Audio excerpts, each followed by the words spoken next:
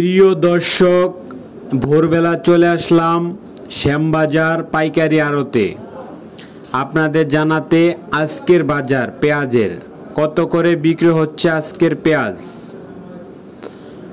আমরা ভোরবেলা এসে দেখতে পাচ্ছি বিক্রি হচ্ছে প্রচুর পরিমাণে পেঁয়াজ বাজারে এবং বিক্রি হচ্ছে, পাইকাররা নিয়ে যাচ্ছে।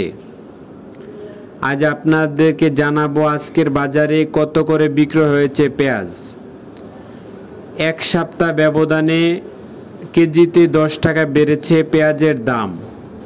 এক সপ্তাহ আগে 43 টাকা ছিল, এখন বিক্রি হইতেছে 52 টাকা 53 টাকা করে। আপনারা দেখতে পাচ্ছেন যে মালগুলা কাটা হইতেছে সেগুলা পাইকারি দর 52 টাকা বিক্রি হচ্ছে শ্যামবাজার পাইকারি দোকানে।